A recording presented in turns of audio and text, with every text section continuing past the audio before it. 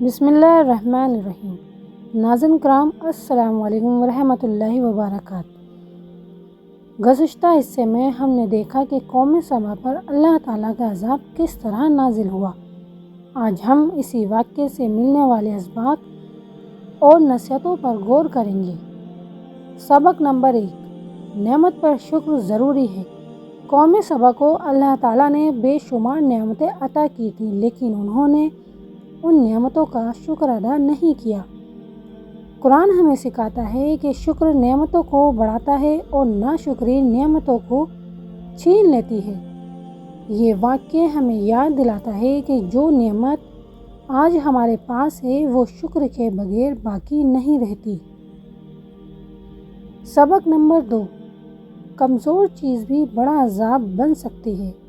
قوم سبا کو جس چیز نے تباہ کیا وہ کوئی طاقتور لشکر نہیں تھا، بلکہ ایک کمزور مخلوق تھی۔ یہ ہمیں سکھاتا ہے کہ اللہ تعالیٰ جب چاہے کسی کمزور سبب کو بھی بڑے عذاب کا ذریعہ بنا سکتا ہے۔ سبق نمبر 3، انسان کی تدبیر محدود ہے۔ سد معراب ایک مضبوط بند تھا جس پر قوم سبا کو بڑا فخر تھا، لیکن جب اللہ کا فیصلہ آیا تو وہ بند بھی کام نہ آ سکا۔ یہ ہمیں سکھاتا ہے کہ انسان کی بنائی ہوئی تدبیریں اللہ کے حکم کے سامنے بے بس ہیں۔ سبق نمبر 4، تنبیہ کو نظر انداز نہ کریں۔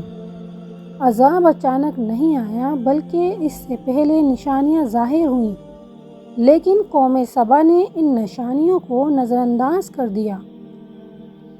یہ واقعہ ہمیں خبردار کرتا ہے کہ اللہ کی طرف سے آنے والی تنبیہ کو سنجیدگی سے لینا چاہیے۔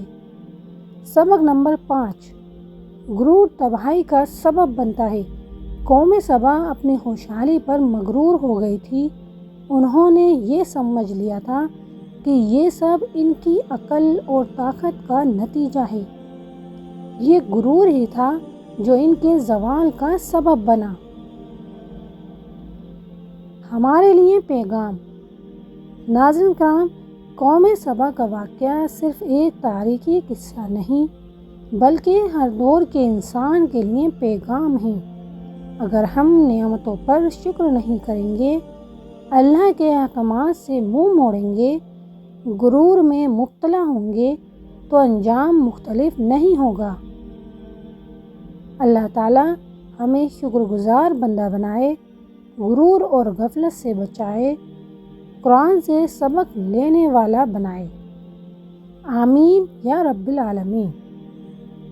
اگر آپ کو یہ ویڈیو فائدہ مند لگی ہو تو چینل کو سبسکرائب کریں، ویڈیو کو لائک کریں، اسے دوسروں کے ساتھ شیئر کریں۔ ملتے ہیں نیکسٹ ویڈیو میں، تب تک کے لیے اللہ حافظ۔